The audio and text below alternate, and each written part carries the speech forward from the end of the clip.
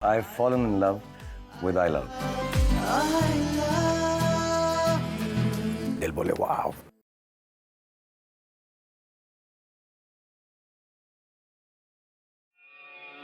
कर्मण्येवाधिकारस्ते मा फलेषु कदाचन मा कर्मफलहेतुर्भो मा ते सङ्गोऽस्तविकर्मणि.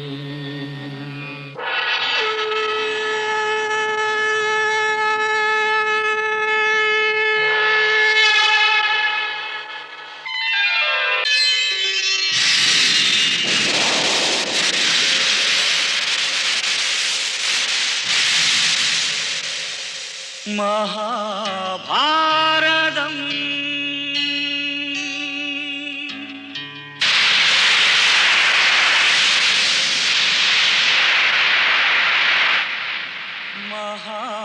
महाभारतम्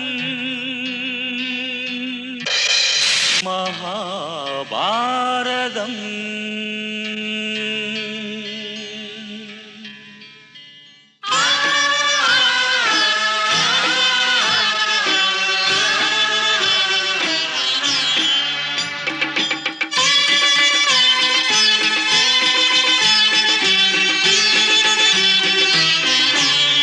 இதுதான் மகாபாரத கதை.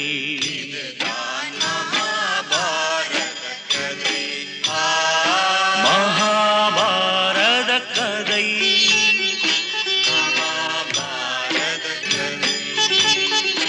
ஒரு கதைக்குள் பல கதை, பல கதைகளின் ஒரு விதை. கடவுளே ஒரு மனிதனாய் வந்தவதரித்த திருக்கதை.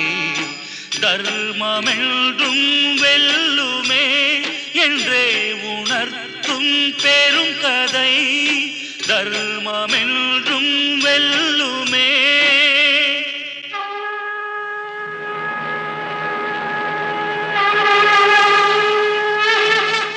यदा यदा हि धर्मस्य ग्लानिर्भवति भारत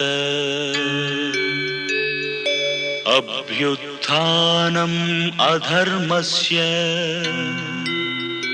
तदात्मानं सृजाम्यहम् परित्राणाय साधूनां विनाशाय च दुष्कृता धर्म संस्थापनार्थाय संभवामि युगे युगे.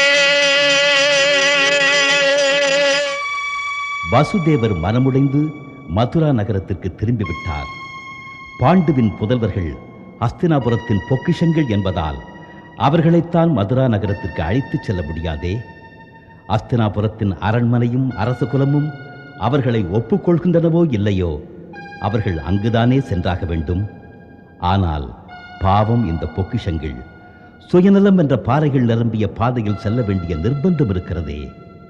பாதையை கரடு முரடாக்கிவிட்டால் வழியில் ஏற்படும் சம்பவங்கள் கரடு முரடாகத்தானே இருக்கும். இதை சொல்வதற்காகத்தான் ஹஸ்தினாபுரத்திற்கு வியாச முனிவர் வந்து சத்தியவதியை காணச் சென்றார். வரவிருக்கும் காட்சிகளை சத்தியவதியால் காண இயலாது என்பதை அவர் நன்கு அறிவார். ஆனால் ஹஸ்தினாபுரத்தின் தலையில் இதை கண்டே ஆக வேண்டும் என்று எழுதப்பட்டிருக்கிறதே. தலையெழுத்து என்றால் வெறும் தலையில் எழுதப்பட்டிருக்கும் விதி மட்டுமல்ல, ஒருவரின் வாழ்க்கை என்ற சுவர் எப்படிப்பட்ட சம்பவங்கள் என்ற செங்கற்களால் கட்டப்பட வேண்டும் என்பதை தீர்மானிக்கும் வரைபடம்தான் தலையெழுத்து. ஹஸ்தினாபுரத்தில் எழுப்பப்பட வேண்டிய சுவரின் முதல் செங்கல்லே கோணல் மாணலானது. இந்த செங்கல்லின் பெயர் திருதராஷ்டிரன். நிகழ்காலம் எப்படி இருக்க, வருங்காலத்தில் மட்டும் சுவர் என்ன நேராகவா எழுப்பப்படும்? பாவம் சத்தியவதி இந்த நிலையில் தனது நாட்டை பற்றி உயர்வான கனவுகள் கண்டு கொண்டிருக்கிறார். ஒரு விதத்தில் வியாச முனிவர் இங்கு வந்து இந்த காட்சிகளையெல்லாம் சத்தியவதி காணாமல் இருக்க அவர்களை வெகு தூரம் அழைத்துச் சென்று ஒரு மகன் செய்ய வேண்டிய கடமையை ஆற்றிவிடப் போகிறார்.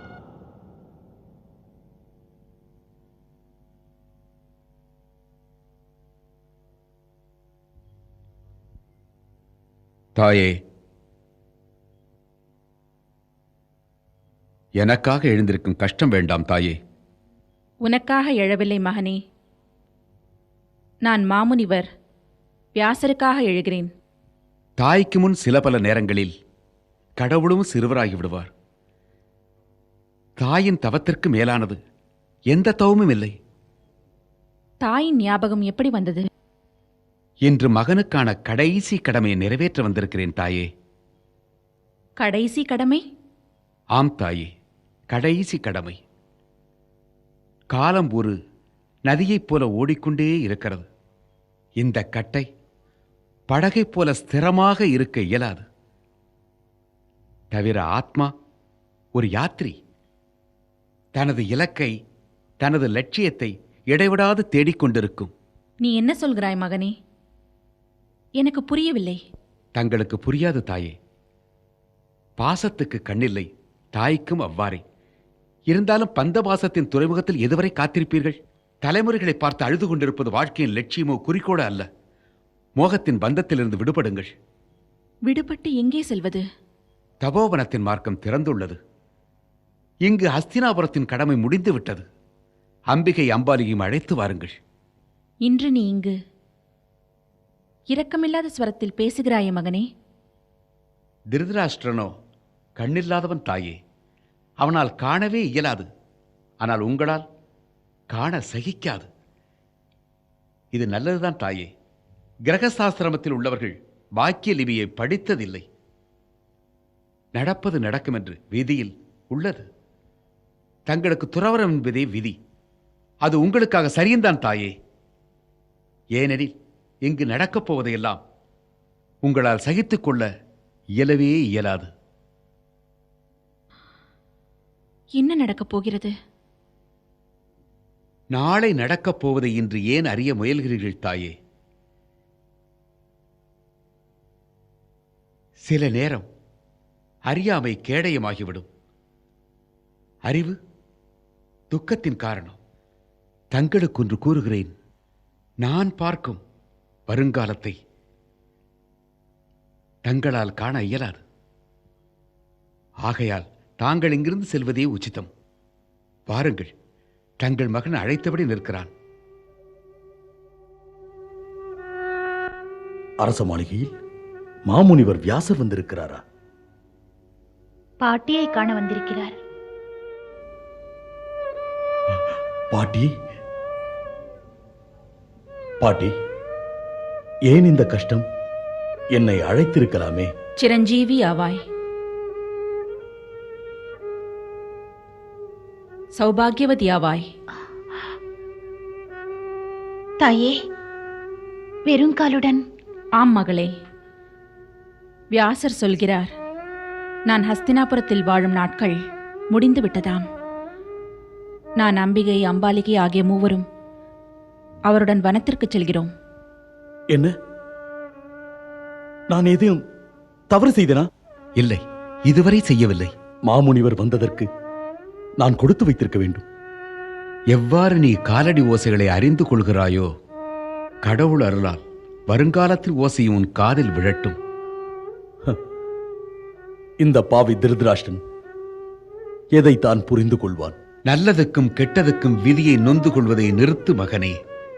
ஏனெனில் விதிதான் எல்லாம் என்றால் கர்மவினை அர்த்தமற்றதாகிவிடும். நடப்பதற்கெல்லாம் சுயம் நீ உத்தரவாதியாவாய். விதியின் அர்த்தத்தை கடவுள் மட்டுமே அறிவார், ஒரு தனி மனிதன் அடுத்து என்ன செய்வான் என்று. ஆனால் கடவுள் மனிதன் செயல்களில் குறுக்கிடுவதில்லை. ஆகையால் காந்தாரி, கண்களை கட்டிக்கொண்டுள்ளதைப் போல நீ உனது ஆத்மாவின் கண்களை மூடிக்கொண்டு விடாதே. ஒன்றை எப்பொழுதுமே ஞாபகத்தில் வைத்துக்கொள். துரியோதனன் உனது மூத்த மகனாக இருந்தாலும் யுதிஷ்டிரன் உனது மூத்த குலப்புத்திரன். அப்படியானால் என்னையும் உங்களுடன் அழைத்து செல்லுங்கள். சந்நியாசம் வாழ்க்கையிலிருந்து தப்பி ஓடுவதற்காக அல்ல. சந்நியாசம் நம்மை நாமே பக்குவப்படுத்திக் கொள்வதற்காகத்தான். சந்நியாசியாக நினைத்தால் கிரகஸ்தாசிரம சந்நியாசியாகலாம். கிரகஸ்தாசிரம சந்நியாசி? இதன் அர்த்தம் எந்த வஸ்து உன்னுடையதல்லவோ அது உன்னுடையதல்ல. இதை நீ நன்றாக புரிந்து கொள்ள வேண்டும். வாருங்கள் தாயே. மகனே திருதராஷ்டிரா, என்ன தாயே? நான் பாண்டு மைந்தர்களை உன்னிடம் விட்டுச் செல்கிறேன். ஒரு நொடி பொழுதும் கூட அவர்கள் மீது கவனத்தை குறைக்காதே. அவர்கள் உன் தம்பி பாண்டுவின் பொக்கிஷங்கள். அவர்களை அன்புடன் கவனி. அடம் பிடித்தால் அவர்களை திட்டாதே. அவர்களுக்கு அன்புடன் புரியவே. அவர்கள் பெரியவர்களானால் உரிமையை கொடுக்க மறுக்காதே. இது ஞாபகம் இருக்கட்டும். அவர்கள் உரிமையை கேட்கும் நிலை உருவாக்கக்கூடாது. ஏனென்றால் அப்படி ஒன்று நடந்துவிட்டால் வருத்தம் மட்டுமே மிஞ்சும். ஞாபகம் இருக்கட்டும், துரியோதனன் உனது மகன்தான். இந்த ஐவரும் பாண்டு மகாராஜாவின் புதல்வர்கள்.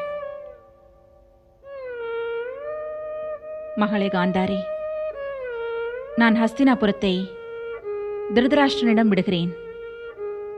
ஆனால் திருதராஷ்டிரனை உன்னிடம் ஒப்படைத்துவிட்டு செல்கிறேன். சௌபாகியவதியாவாய். கடவுள் நியாயம் வழங்கும் சக்தியை தரட்டும். நீ இங்கேயே இரு. காந்தாரி, நீ எங்களை எல்லை வரை வழியனுப்பவா?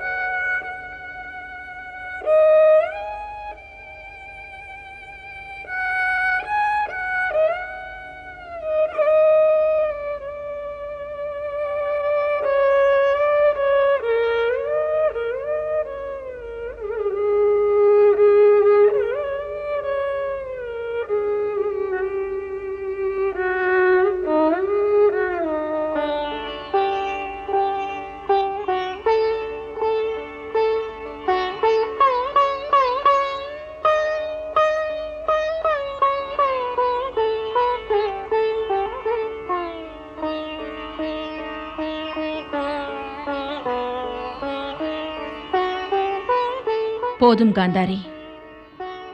இந்த கதவருகில் எங்களுடன் வரும் உனது கடமை பயணம் முடிவடைகிறது. இந்த வாயில் கிரகஸ்த ரேகை. குந்தியையும் குந்தி புதல்வர்களையும் பார்த்துக்கொள்.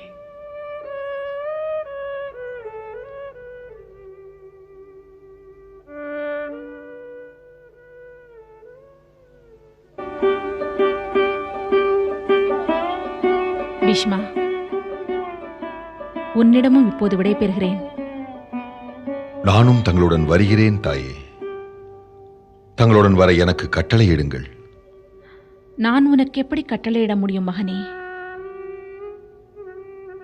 நீ குரு சிம்ஹாசனத்தோடு இணைக்கப்பட்டவன். இதுதான் உன் சந்நியாசம். இதுதான் உன் துறவரம். இருந்தாலும் குரு சிம்மாசனம் இப்பொழுது பாதுகாப்பாகத்தானே இருக்கிறது தாயே. நீ என்ன வருங்காலத்திற்குள் நுழைந்து பார்த்து விட்டாயா கங்கை புத்திரா? ஒன்றை மறக்காதே. உனக்கு இச்சை மரணம் என்ற வரம்தான் கிடைத்திருக்கிறது, இச்சை ஜீவன் அல்ல. மரணம் உன்னை தீண்டு வரை குரு சிம்ஹாசனத்தோடு கட்டுண்டு கிடக்க கடவாய். வாழ்ந்து கொண்டிரு. வாழ்வது கடினமானதுதான் பிரகஸ்பதி சிஷ்ய பீஷ்மா. பாருங்கள் தாயே.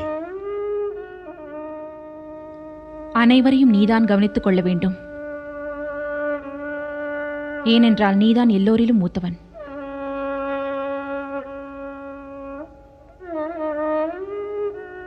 நீடூழி வாழ்க.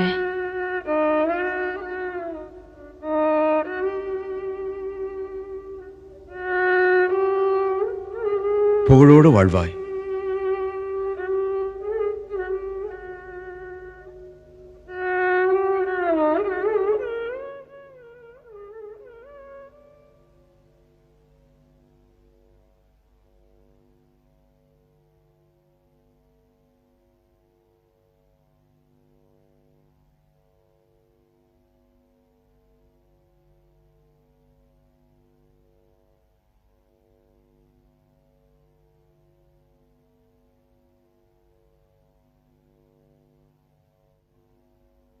வா காந்தாரி. உங்கள் பேச்சில் இவ்வளவு கோபம் ஏன்?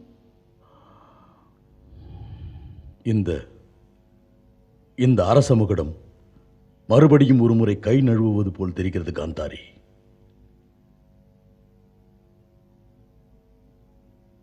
அரசமகுடம் மட்டுமே வாழ்வின் லட்சியமாகிவிடாது அரசபுத்திரரே. இந்த வருத்தத்தை நீ அறிய மாட்டாய் அன்பே. தனக்கு பிடித்தமான ஒன்றை பறிகொடுத்திருந்தால் தான் இந்த நரக வேதனையை புரிந்து கொள்ள இயலும்.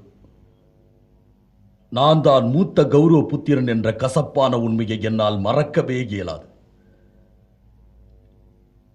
இதை மறப்பது என் வசம் இல்லை காந்தாரி. இதை மறப்பது எனக்கு சாத்தியமல்ல.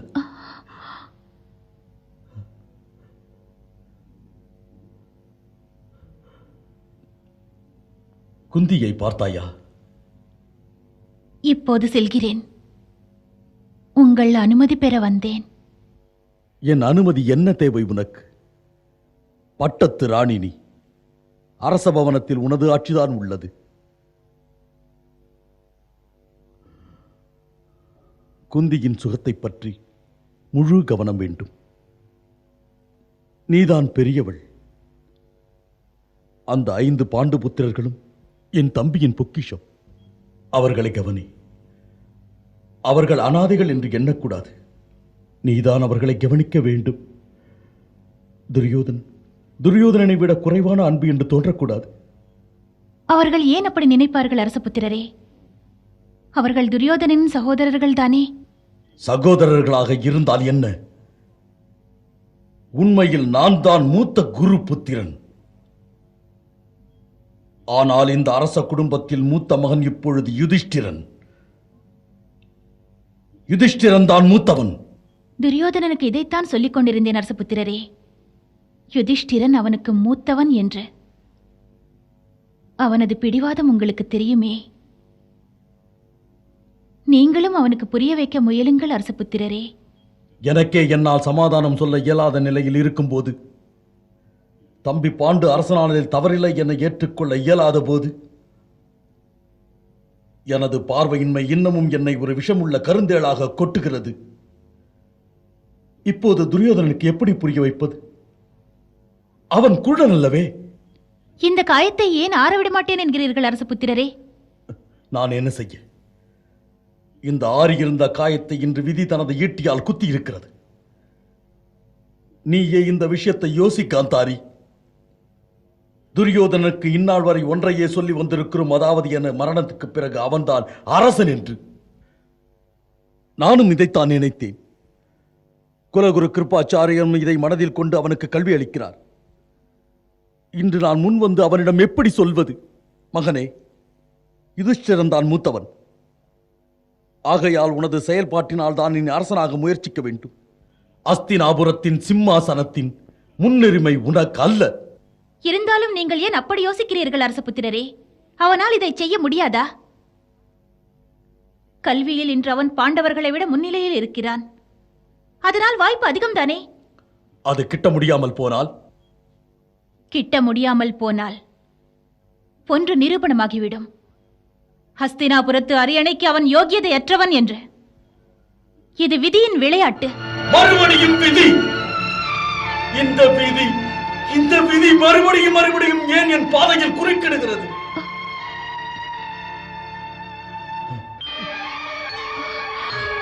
அரசபுத்திரரே, இது விதியின் ரேகைகள்.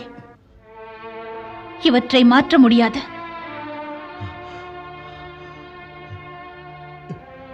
இதற்கு பொருள் என்னவென்றால், என் நற்பலன்களுக்கு பலனே கிடையாதா? இல்லை, இதற்கு அர்த்தம் அதுவல்ல. நமது கர்மங்களுக்கு நாமே உத்தரவாதிகள். விதியானது ஒரு கண்ணாடியை போன்றது. கண்ணாடி ஒன்றையேதான் காட்டும், தன் முன்னாடி இருப்பதையே. பாக்ய ரேகை மனிதனை கட்டி போடும் கயிறல்ல. பாக்கியம் மனிதனின் வாழ்க்கை ஏடு. ஆகையால் பாக்கியத்தின் மீது நமது செயல்களுக்கு குற்றம் சுமத்துவது சரியல்ல அரசபுத்திரரே. எனக்கு உபதேசம் தேவையில்லை காந்தாரி.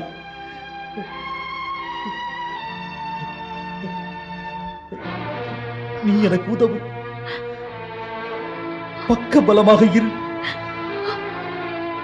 என்னை எனது கனவுகள் என்னும் காணல் நீரில் விட்டு விடாதே அன்பே, விட்டு விடாதே. சில நேரங்களில் என்னை பற்றி எனக்கே பயமாக இருக்கிறது. பரத வம்சத்தில் பிறந்தவர்க்கு பயம் என்ற வார்த்தை அழகு சேர்க்காத அரசபுத்திரரே. தேவையை விட அதிகமாக ஆசைகளை வளர்ப்பது நல்லதல்ல. அப்படி நினைக்காதீர்கள். துரியோதனனும் தங்களது புதல்வனே. இப்படி யோசியுங்கள், நீங்கள் ஹஸ்தினாபுரத்தின் அரசர் என்று. நியாயம் வழங்குவது தங்களது தர்மமே. சரி, எல்லோரும் கடவுளை வேண்டிக் கொண்டு தூங்குங்கள்.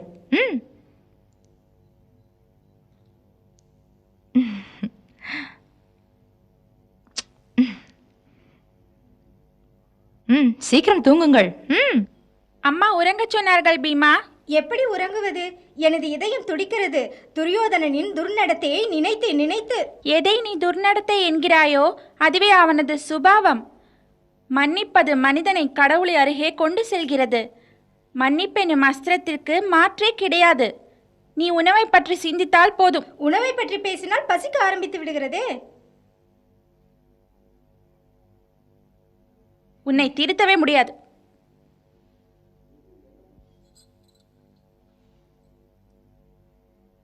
வணக்கம் பெரியம்மா அவர்களே. பீமா, நீடூடி வாழ்க. குந்தி எங்க மகனே? உள்ளே இருக்கிறார்கள்.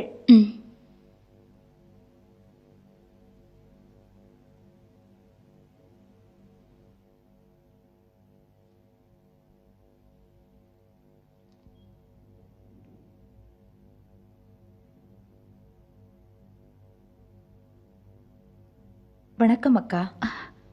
குந்தி, இதென்ன? ஏன், பெரியவர்களின் ஆசி பெறுவது சிறியவர்களின் உரிமை அக்கா. இது என்னக்கா, நீங்கள் ஏன் சிரமம் எடுத்துக்கொண்டீர்கள்? என்னை அழைத்திருக்கலாமே. நான் சும்மா வந்தேன். உனக்கு அரண்மனையில் குறையேதும் இல்லையே? இருந்தால் தைரியமாக கூறு. இல்லை இல்லை அக்கா, இதென்ன சொல்கிறீர்கள்? நான் ஒரு அதிதியா என்ன? நான் எனது வீட்டிற்கு வந்திருக்கிறேன். நான் இந்த அரச குடும்பத்தின் பொக்கிஷத்தை இந்த அரச குடும்பத்துக்கு தர வந்திருக்கிறேன். இவர்களுக்கு அதிகாரம் உள்ளதா இல்லையா என்று இதை பெரியவர்களாகிய நீங்களும் பீஷ்மரும் அறிவீர்கள். அக்கா, தாங்கள் அஸ்தினாபுரத்தின் பட்டத்திராணி. நான் எனது புதல்வர்களை உங்கள் காலடிகளில் விடுகிறேன். அப்படி சொல்லாதே குந்தி. இந்த அரச வம்சத்திற்கு கடவுளின் ஆசி இருந்தால் உனது புதல்வர்களுக்கு நிச்சயம் நியாயம் கிடைக்கும். யுதிஷ்டிரன் இந்த அரச குடும்பத்தின் மூத்த புதல்வன். நான் இதை சொல்லவில்லை துரியோதனன் மூத்தவனாக பிறக்காததால் என் இதயம் துடிக்கவில்லை என்று. நிச்சயம் துடித்தது. எல்லா தாய்களையும் போல எனக்கும் ஆசைதான். துரியோதனன் தம்பி பாண்டுவின் இடத்தில் ஹஸ்தினாபுரத்தை ஆள வேண்டும் என்று. ஆனால் விரும்புவதெல்லாம் உண்மை வடிவம் கொள்வதில்லையே. சத்தியம் ஒன்று மட்டும்தான். எனது மகன் யுதிஷ்டிரன் எனது மகன் துரியோதனனை விட பெரியவன். இருந்தாலும் எனக்கு ஒரு சிறிய பயம். எனது சகோதரன் சகுனியை பற்றி. அவரது இதயத்தில் ஏதோ ஒளிந்திருக்கிறது. அது என்னவென்று எனக்கு புரியவில்லை. அவரது ஆசை வார்த்தைகளில் துரியோதனன் மயங்கிவிடக்கூடாது. சகோதரர்களுக்கிடையே சண்டை வரக்கூடாதில்லையா குந்தி? அக்கா, நான் இந்த ஐவர்களையும் தவற விடமாட்டேன். விடமாட்டேன். என்னிடம் உன்னை போன்ற சக்தி இல்லை. பிராதா சகுனியை முறியடிக்கும் மந்திரம் அந்த காலனிடம் கூட இல்லை. பிரார்த்தனை செய் குந்தி, பிரார்த்தனை செய், பிரார்த்தனை செய். சரி அக்கா. ஹஸ்தினாபுரத்து மகாராஜாவின் நியாயத்துக்கு ஜெய். பரத வம்சத்தில் பிறந்த மகாராஜாதிராஜ திருதராஷ்டர் தனது மகன் துரியோதனனுக்கு தெரிந்தே இழைத்திருக்கும் அநீதிக்கும் ஜெய். மகாராஜாவின் பெயரை பரத வம்சத்தின் சரித்திரத்தில் அழகான தங்கத்திலான எழுத்துக்களால் எழுதப்படும். இருந்தாலும் நான் எனது மருமகன் காந்தாரியின் புத்திரன் துரியோதனனுக்கு இந்த அநீதி நடப்பதை அனுமதிக்க மாட்டேன். நான் என்ன செய்ய? குந்தியிடத்தில் நான் என்ன சொல்ல? நீ உன் குழந்தைகளை அழைத்துக் கொண்டு காட்டுக்கு சென்று விடுகின்றா? இல்லை, அப்படி சொல்லவில்லை. சகோதரனின் பிள்ளைகளை நீங்கள் காப்பாற்றியே ஆக வேண்டும். இருந்தாலும் மறைந்த பாண்டுனுடைய மாளிகையை அவர்களுக்கு கொடுத்திருக்க வேண்டிய அவசியமில்லையே. அந்த மாளிகையை அவர்களுக்கு அளித்து அவர்கள் மனதில் அரியணையை பற்றிய பேராசையை உருவாக்க நீங்கள் வழிவகுத்து விட்டீர்களே. இதே மாளிகையில் குந்தி பட்டத்து ராணியாக கொலுவீற்றிருந்தாள். பாசம் என்ற கங்கையில் மூழ்வதற்கு முன்பாக நன்றாக சிந்தனை செய்யுங்கள் மைத்துனரே. உங்களது செல்வ மகன் துரியோதனனை பற்றி சிறிதளவாவது சிந்தித்திருக்க வேண்டும். ஹஸ்தினாபுரத்தின் வருங்காலத்தை காப்பாற்றத்தான் பீஷ்மர் இருக்கிறாரே. ஆனால் உங்கள் மகனின் வருங்காலத்தை நீங்கள் தான் காப்பாற்ற வேண்டும் அல்லவா? அவன் இப்பொழுது குழந்தைதானே. இன்னொரு விஷயத்தையும் கவனியுங்கள் மைத்துனரே. அந்த பாண்டவின் புத்திரர்கள் இமாலயத்தின் சுத்தமான காற்றை சுவாசித்து அந்த ரிஷிகளும் முனிவர்களும் வாழுகின்ற இடத்தில் வாழ்ந்து வந்த அவர்களை அரச மாளிகைக்கு அழைத்துக் கொண்டு வந்தால் அவர்கள் இங்கு சந்தோஷமாக வாழவே முடியாது மைத்துனரே. வனத்தில் தன்னிச்சையாக பறந்து கொண்டிருந்த பறவைகள் அரச மாளிகை எனும் கூண்டில் அடைந்தார்களே. காந்தாரியிடம் குந்தி இதைதான் சொன்னாள். அவளுக்கு இங்கு எல்லா சுகங்களும் உள்ளன என்று. காந்தாரியை பற்றி சரியாக சொன்னீர்கள். அவளுக்கு இந்த நெளிவு சுழிவு அரசியல் எதுவுமே தெரியாது. சொல்ல போனால் மகாராணி குந்தி இதையெல்லாம் நிச்சயம் சொல்லித்தான் ஆக வேண்டும். இருந்தாலும் இந்த அரச மாளிகையில் பாண்டவர்களின் அதிகாரம் துரியோதனனை விட குறையவில்லை. அவர்களுக்கு எந்த அதிகாரமும் இல்லை. நான் அந்த ஐவரையும் கொன்று விடுவேன். அந்த பீமனுடன் உட்கார்ந்து என்னால் உண்ணக்கூட முடியவில்லை. அந்த அர்ஜுனன் தன்னை பற்றி என்ன நினைத்துக் கொண்டிருக்கிறானோ, அழுக்கடைந்த தூசு நிறைந்த துணிகளுடன் பிதாமகரின் மடியில் உட்கார்ந்து விட்டான். இவர்கள் இந்த அரச மாளிகையில் இருக்க லாயக்கே இல்லை தந்தையே. மகனே மகனே, உனது வீரத்தை சற்று குறைத்துக்கொள். உனது தந்தை இழைத்த அநீதியை பொறுத்துக் கொள்ள கற்றுக்கொள். இனி நீங்களும் ஓய்வெடுங்கள் மகாராஜா. உறங்கினாலும் விழித்தாலும் இந்த ராஜ மகுடத்தை இறுக்கி பிடித்துக் கொள்ள மறந்து விடாதீர்கள். வா மகனே வா.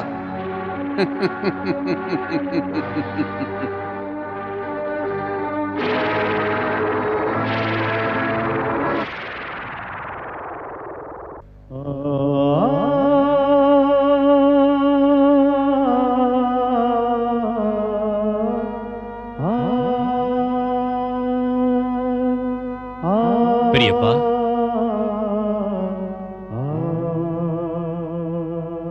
வணக்கம் பெரியப்பா.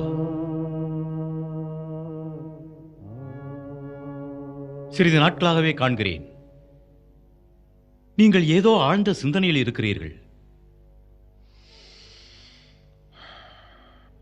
காரணம் என்ன பெரியப்பா?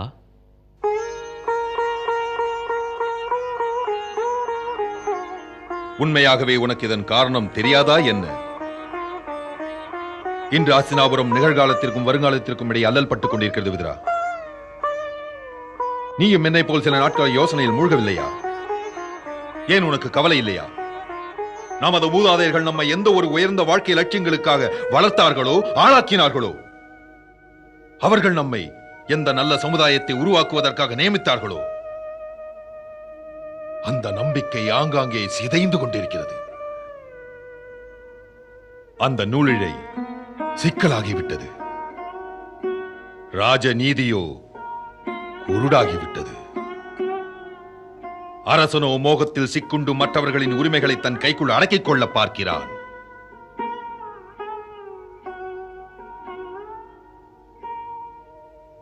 எப்பொழுது தோட்டக்காரனுக்கே தனது மொட்டுக்கள் பிடிக்கவில்லையோ? அவற்றின் எதிர்கால சலுகைகளை எல்லாம் தன்னிச்சை என்ற வெயிலில் சிதைத்துவிடும் தோட்டக்காரனை கொண்ட அந்த நந்தவனத்தின் கதி என்னாகும் விதுரா, என்ன ஆகும்? இன்னொரு வருந்தத்தக்க விஷயம் என்னவென்றால், அந்த ஒரு மொட்டு வெப்பம் தாங்காமல் வாடி வதங்கி சிதைந்து விடும்.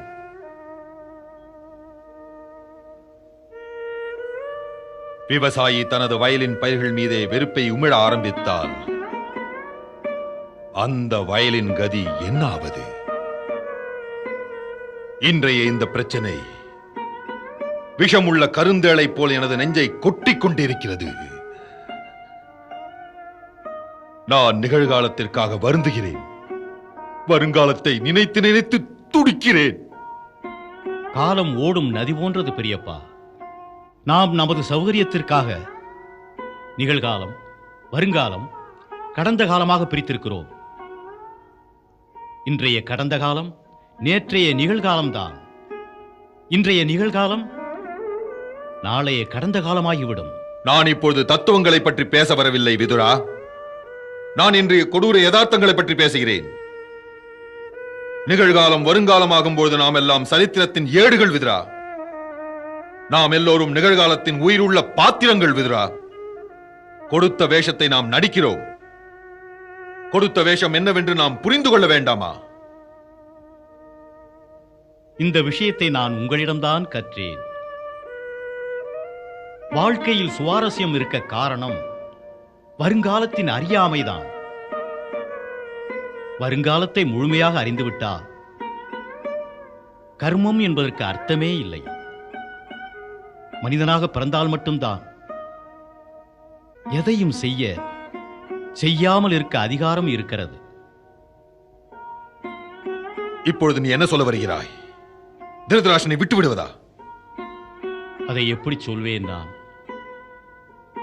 ஏனெனில் நான் அறிவேன், நீங்கள் தேர்ந்தெடுக்கும் உரிமையை பிரயோகித்து விட்டீர்கள். எனது கண்களையும் கட்டிக்கொள்ள சொல்கிறாயா? இந்த கேள்விக்கு விடைகள் கிடையாது. விடையை தேடுங்கள். ஏனென்றால் நான் உங்களது கேள்விக்கு விடையளிக்க இயலாது.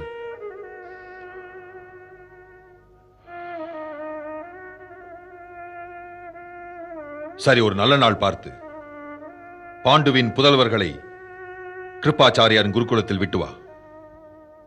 உத்தரவு. சென்று வா. நான் தனிமையில் இருக்க விரும்புகிறேன். தாயாருடனா?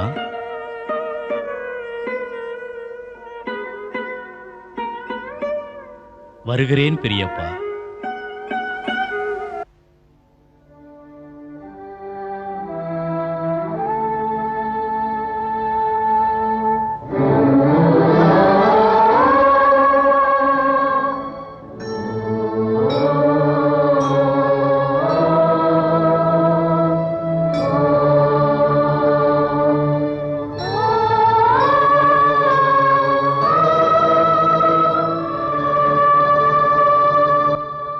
நீடூழி வாழ்க.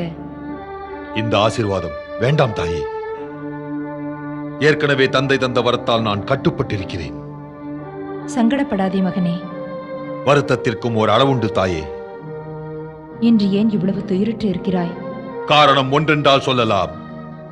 என் கண்ணெதிரே நொடிந்து மடிந்து கொண்டிருக்கும் வாழ்க்கையின் லட்சியங்களுக்காக வருந்துகிறேன் தாயே. நான் வருத்தப்படுவது நமது மூதாதையரின் கொள்கைகளுக்காக. சத்தியத்திற்கும் அசத்தியத்திற்கும் இடையில் சிக்கி அவை மடிகின்றன.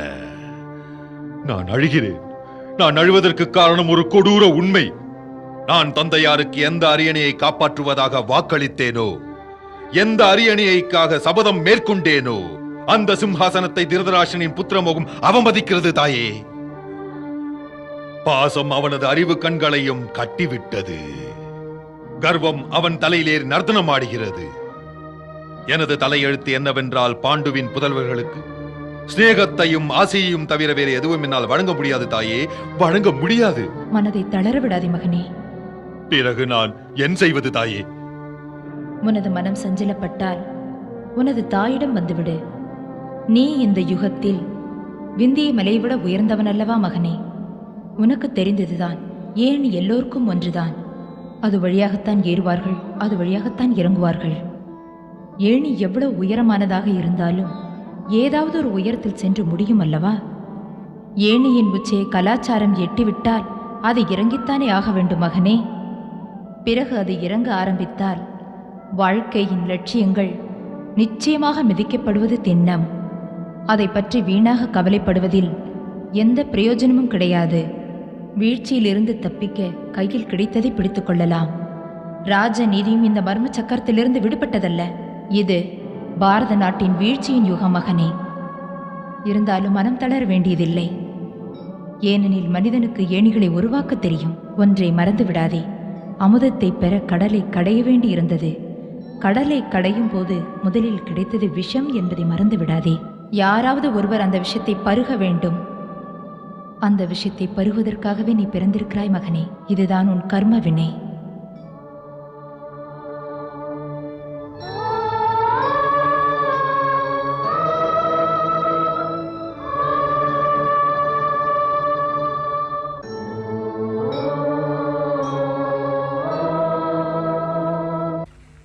ராஜநீதி, ராஜ தர்மம் வெவ்வேறானவை. எந்த அரசன் ராஜ தர்மத்தின் தீபத்தை அணைத்து ராஜநீதி எனும் பாதையில் நடக்க முயல்கிறானோ அவன் பாதை மாறுவது நிச்சயம்.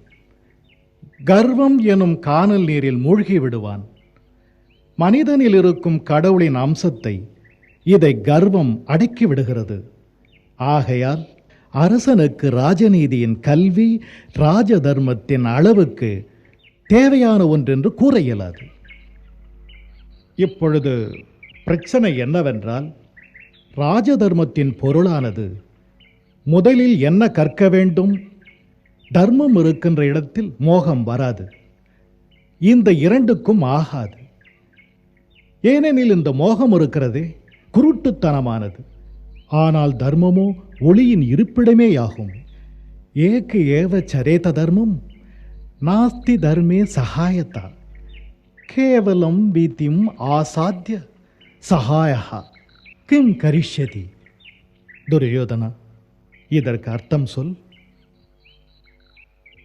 தர்மம் வாயிலாக ஒளிமயமான பாதையில் செல்ல யாருடைய உதவியும் தேவையே இல்லை. தர்மத்தின் படி ஞானம் என்பது பிறந்து விட்டால் எதை செய்யலாம் அல்லது செய்யக்கூடாது என்பதை ஒருவன் தானே புரிந்து கொள்ளலாம். இதை மறக்காதே, அமர்க. மோகம் அரசனின் எதிரியாகிறது. மோகம் ஒன்றை மறக்கச் செய்யும். அதாவது அவன் நீதிபதி அல்ல, பிரதிநிதிதான். மோகம் அரசனை சிறியவனாக்கிவிடும். எனது தந்தை, எனது புத்திரன், எனது நண்பன், எனது விரோதி, இந்த நான் இருக்கிறதே அரசனை ஒரு சிறையில் அடைத்து விடுகிறது. அதிலிருந்து தப்பிக்க வழியே கிடையாது. கடவுளைப் போல அரசன் மீதும் எல்லோருக்கும் உரிமை உண்டு. எந்த அரசன் மோகமெனும் சிறையில் இருக்கிறானோ அந்த அரசன் மக்களுக்கு நல்லது செய்ய இயலாது.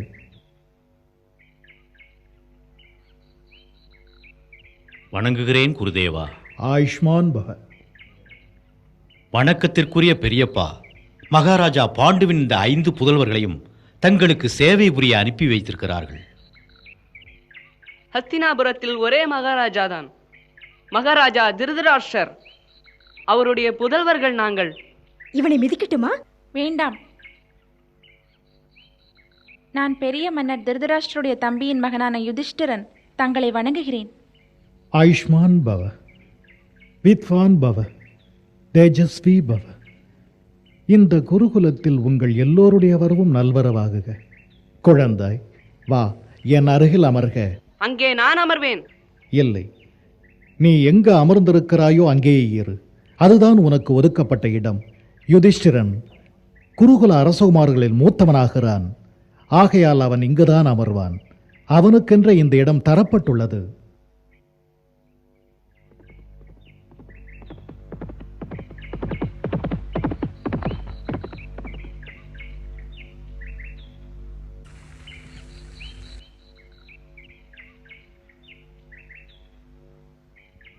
வணக்கம். மகாராஜா தங்களை அழைக்கிறார். யுதிஷ்டிரா, இந்த ஆசிரமத்தையும் இங்குள்ள மற்ற எல்லோரையும் உனது பாதுகாப்பில் விட்டுச் செல்கிறேன். விதுரரே, வாருங்கள்.